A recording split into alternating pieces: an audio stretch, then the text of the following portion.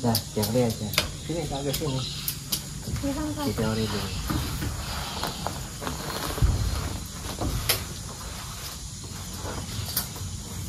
Kita mulai ya proses pembelajarannya hari ini. Materi yang ingin Bapak sampaikan tentang mencangkok.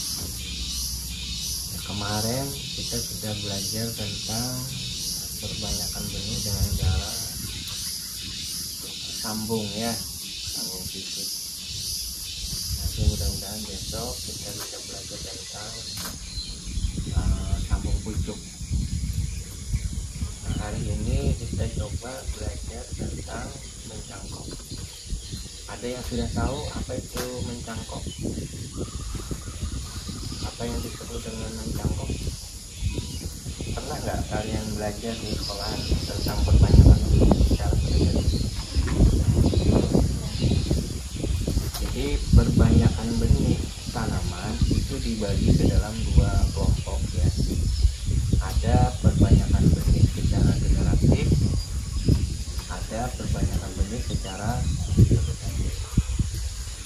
Apa perbedaan antara perbanyakan benih secara generatif dengan vegetatif itu? Apa perbedaannya? Ada yang tahu? Hai? Oke. Perbedaan generatif sama vegetatif, Pak. Ya. Kalau generatif itu dari biji. Ya. Kalau vegetatif itu kayak contohnya cangkok. Ya, jadi perbedaannya itu adalah kalau generatif itu dia secara alami, artinya menggunakan biji, dan kalau perbanyakan secara vegetatif itu adalah adanya campur tangan manusia atau secara buatan. Nah, perbanyakan vegetatif itu banyak jenisnya: populasi, nyambung, menyusukan, setek, ya. Kemudian kayak lagi cara-cara perbanyakan secara vegetatif. Struktur jaringan juga bagian daripada perbanyakan secara vegetatif. Nah, artinya perbanyakan secara vegetatif itu perbanyakan tanaman dengan melibatkan campur tangan manusia. Supaya apa? Supaya menghasilkan keturunan tanaman yang lebih baik atau sama persis dengan induknya. Karena perbanyakan tanaman secara generatif itu memiliki keunggulan dan juga memiliki kekurangan. Kalau perbanyakan tanaman secara generatif itu kelebihannya, tanaman itu memiliki perakaran yang kuat, pertumbuhan tanaman yang cepat. Jadi kalau dibandingkan tanaman vegetatif dengan tanaman generatif, maka pertumbuhannya itu lebih dominan perbanyakan dengan cara generatif. Kenapa? Karena perbanyakan dengan cara generatif itu menggunakan biji. Jadi bijinya ditanam. Ketika ditanam, maka perakarannya akan mudah berkembang. Dengan perkembangan akar yang cepat menyebabkan tanaman tadi pertumbuhannya menjadi lebih cepat.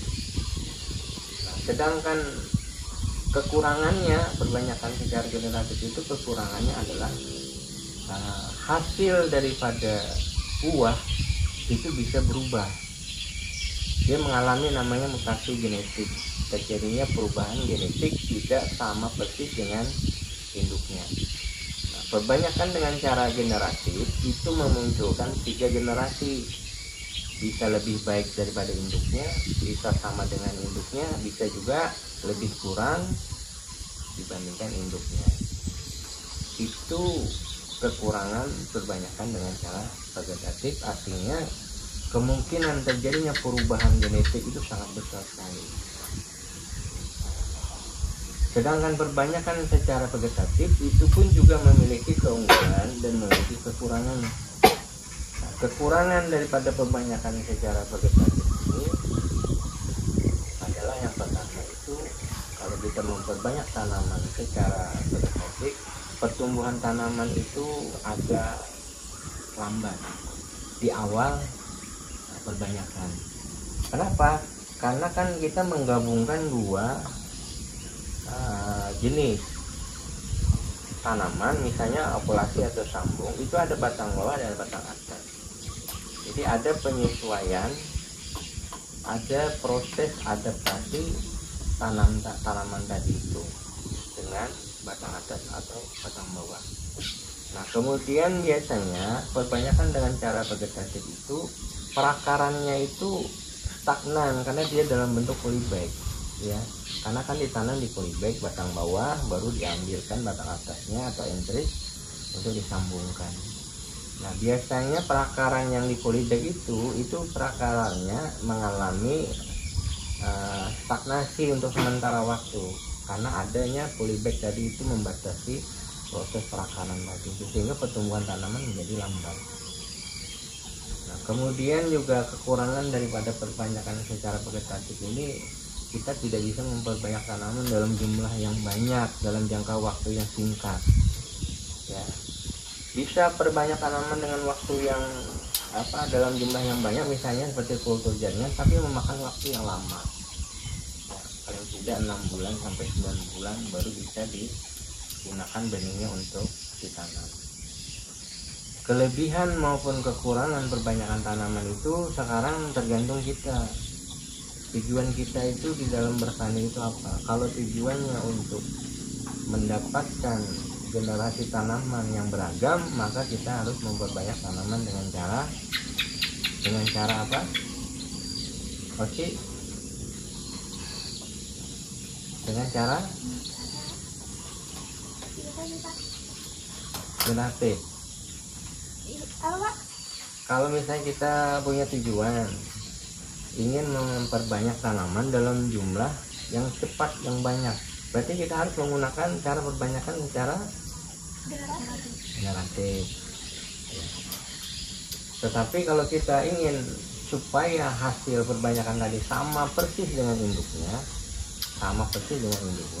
berarti kita harus menggunakan perbanyakan dengan cara vegetatif.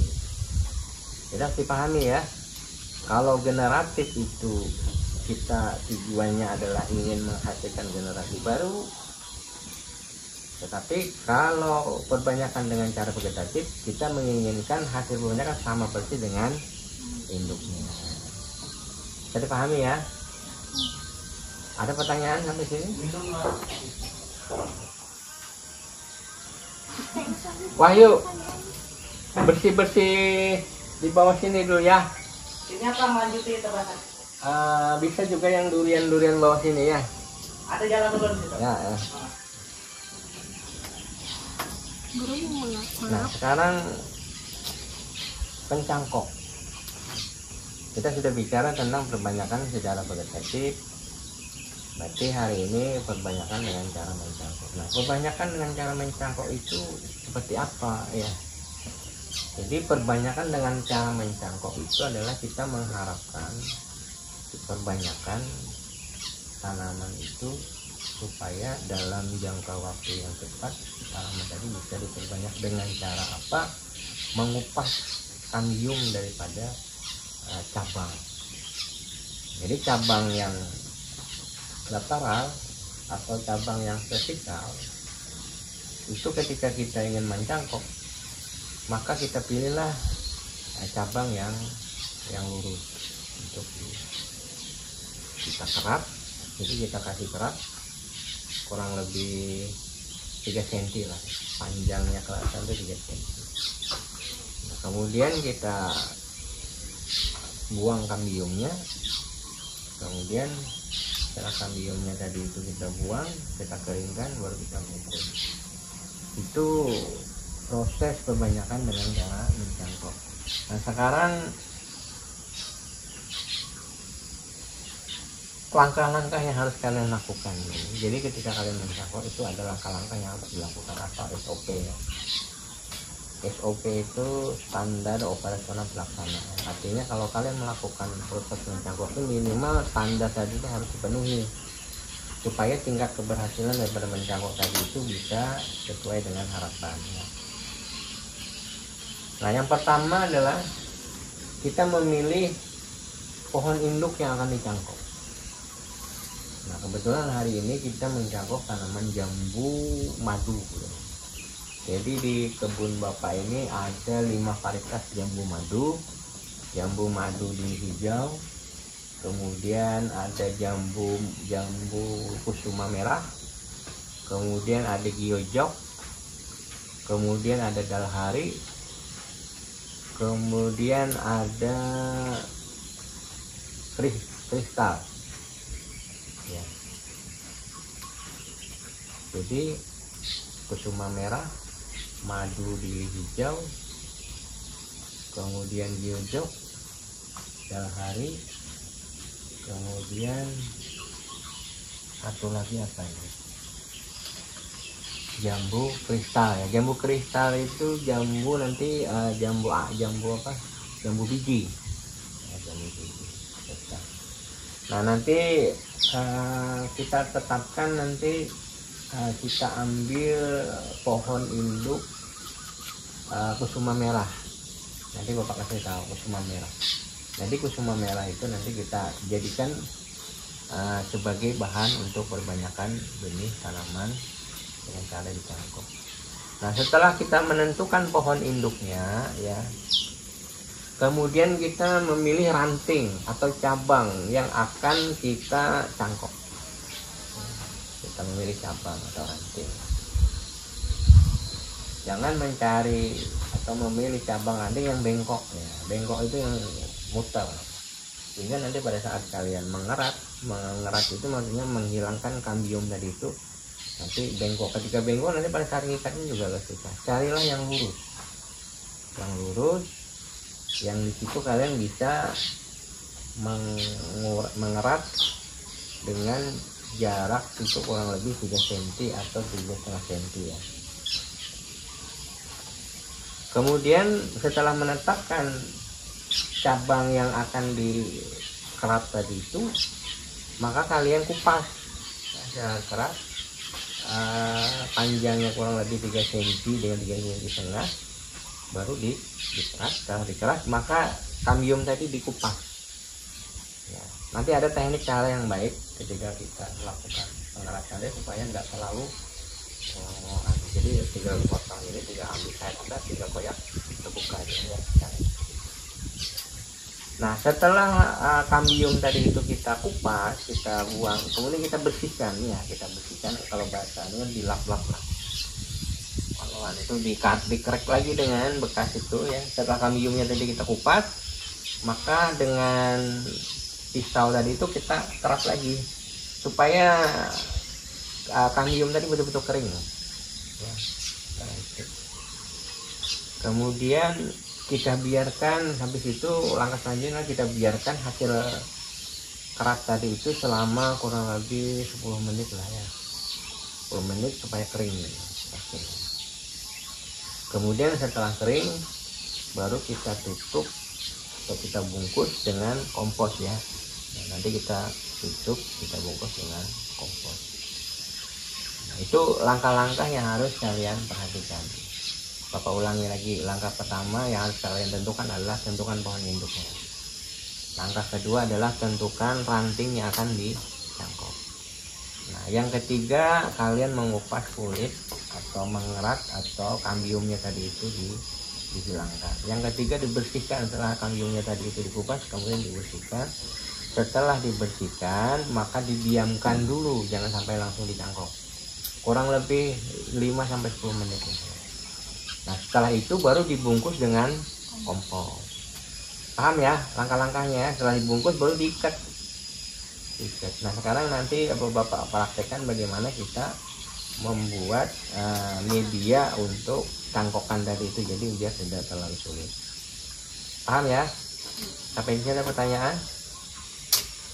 Nah, kalau nggak ada pertanyaan, Bapak praktekkan bagaimana cara kita membuat media untuk mencangkok. Pinjam banget.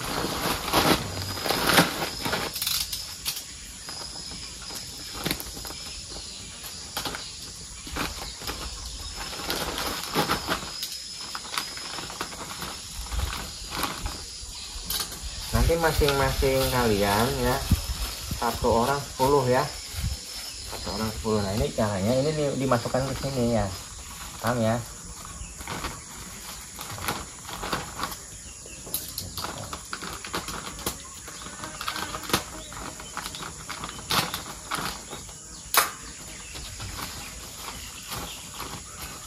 Kenapa harus begini Pak? Ya biar cepat kerjaannya, biar mudah, praktis ya. Jadi nggak usah ngepalin tanahnya di batangnya, paham ya? Nah oke, begini paham ya? Nah harus diapain lagi nih Pak? Nah setelah segini baru diikat ya. Ikat.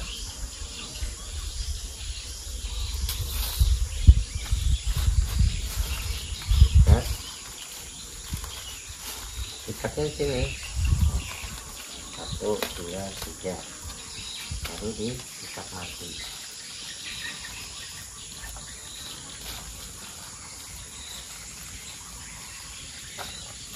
Terus diapain lagi ini?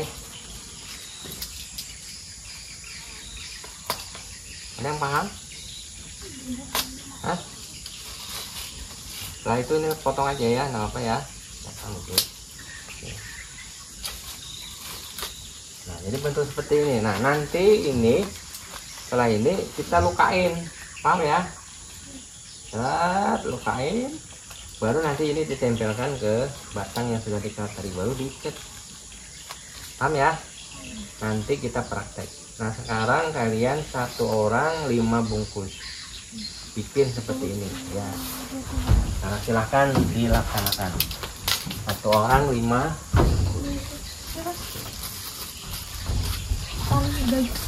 Bagian itu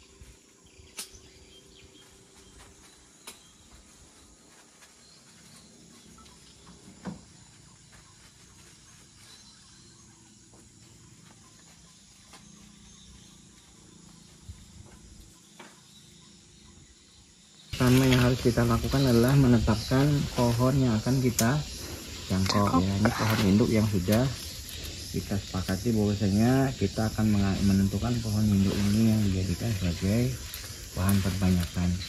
Nah langkah pertama menentukan pohon induk, langkah kedua adalah mencari cabang ya, cabang yang lurus ya, supaya pada saat kita melakukan pengeratan itu tidak susah. Kalau yang berbengkok-bengkok seperti ini misalnya kan susah nih ya. Jadi carilah yang lurus. Nah, kemudian besarnya batang itu jangan juga terlalu besar, kecil-kecil aja ya. Nah seperti ini, contoh seperti inilah. Jadi pertama kita kerat. Nah ngeratnya begini, perhatikan ya, ditekan. Nah ya, jangan terputus. Nah, kemudian kurang lebih 3 cm atau 3,5 cm ya, seperti ini. Nah, kerat seperti ini, jangan dilepaskan. Nah, ya. Kalau memang dibalas di belakang. Setelah itu baru disayat, nah, pelan-pelan. Nah, paham ya? Setelah itu baru dikupas. Nah, kupas.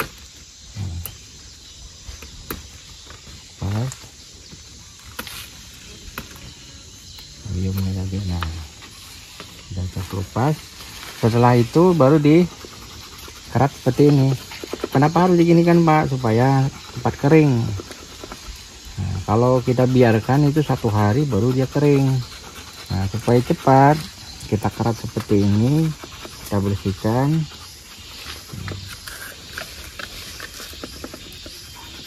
Ada, kita anggap bersih. Bersihkan. Oke, kita diamkan selama kurang lebih 5-10 menit. 5-10 menit. Oke, udah. Lama sudah selesai ya. Kita siapkan satu bahan. Nah, ini bagaimana caranya? Nah, kita ambil ya, seperti ini. Kita potong ya. Nah. Kemudian buka, tempelkan sini, paham? Baru ditarik ke atas. Nah, siapkan talinya, tolong talinya. Iya, Pak. Nah. Aduh. Apa ini? Ini sampah. Nyamuk gimana sih? Perhatikan ikatnya. Kok tadi seru banget. Kita ke tengah dulu ya, ke tengah dulu. Kita tarik keras supaya nempel dulu ya.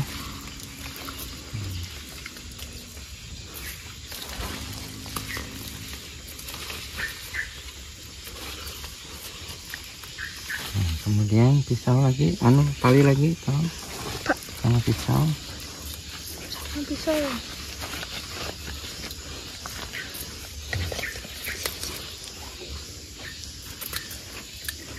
Kemudian ikat yang di sini lagi ya.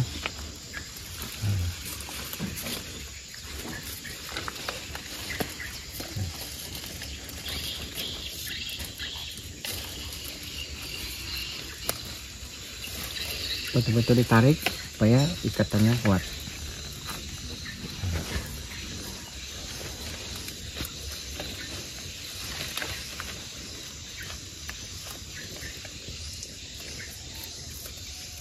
Satu lagi talinya. Enggak.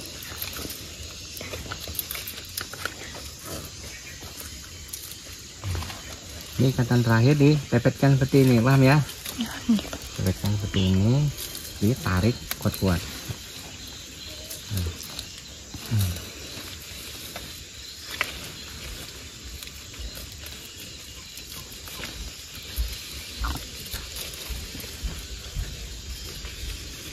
Nah, oke. Nah, supaya tidak lepas, dikasih lagi ya. Paham ya? Nah, supaya dia tidak melorot. Yang terakhir diikatkan situ. Oke, nah seperti itu ya, kuat seperti ini ya. Bisa dilaksanakan? Bisa. Oke, kalau bisa dilaksanakan 1 orang 5 cangkokan. Sekarang silahkan melaksanakan tugasnya masing-masing.